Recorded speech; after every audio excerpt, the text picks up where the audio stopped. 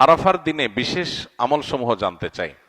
আরাফার দিনে একদিকে হাজী সাহেবদের জন্য আমল, আরেকটা হলো যারা আরাফার ময়দানে নাই তাদের জন্য আমল।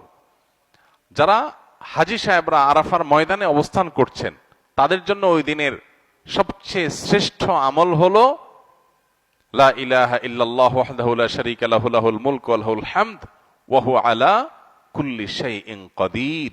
এটা মহব্বতের সাথে অর্থ বুঝে ধীরে ধীরে বারবার করে পড়তে থাকা, এটা হলো সবচেয়ে বেশি প্রয়োজনীয় কাজ। কেন? কারণ নবী করিম সাল্লাল্লাহু আলাইহি সাল্লাম বলেছেন যে খায়রুদ দুআ দুআ ইয়াউমি আরাফা, আরাফাত দিনের দোয়া হলো শ্রেষ্ঠ দোয়া। ওয়া খায়রু মা কুলতু আনা ওয়ান নাবিয়্যুনা মিন ক্বাবলি, নবীজি বলেছেন আমি আর আমার পূর্বের যত নবী রাসূল এসেছেন সবাই যত দোয়া আল্লাহর কাছে করেছে এর মধ্যে সবচেয়ে উত্তম হলো এটা, লা ইলাহা ইল্লাল্লাহু ওয়াহদাহু লা শারীকা লাহু লাহুল মুলকু ওয়া লাহুল হামদু ওয়া হুয়া আলা কুল্লি শাইইন কাদির।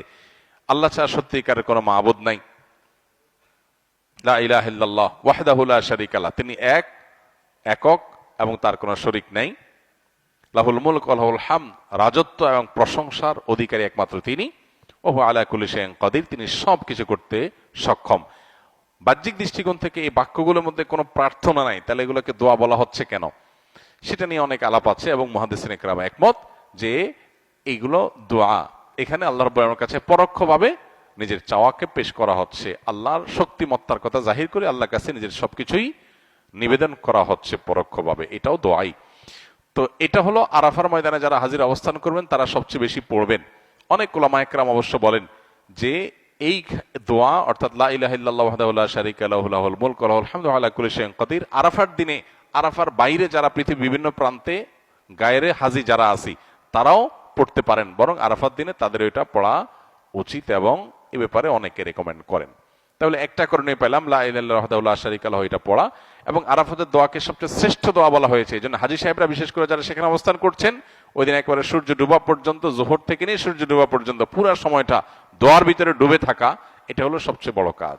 আর যারা আরাফায় নাই, আরাফার বাইরে আছে, যারা হজে যাচ্ছেন না, তারা আরাফার দিনটাতে তারা রোজা রাখবেন। আরাফার দিনের রোজা নিয়ে আমাদের দেশে প্রতি বছরই গন্ডগোল বা মত পার্থক্য দেখা দেয়, কোন দিন রোজা রাখবো?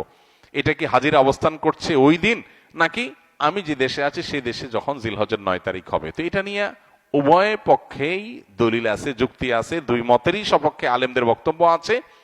সেক্ষেত্রে তুলনামূলকভাবে আমি যে দেশে আছি সেই দেশে জিলহজের 9 তারিখটা হলে সেটাকে আরাফার দিন হিসাবে, আরাফার দিন যদিও বাহ্যিকভাবে মনে হয় যে আরাফার ময়দানের সাথে সংশ্লিষ্ট, কিন্তু আসলে এই যে দিনগুলা ইয়াউমুত তারবিয়া, ইয়াউমে আরাফা,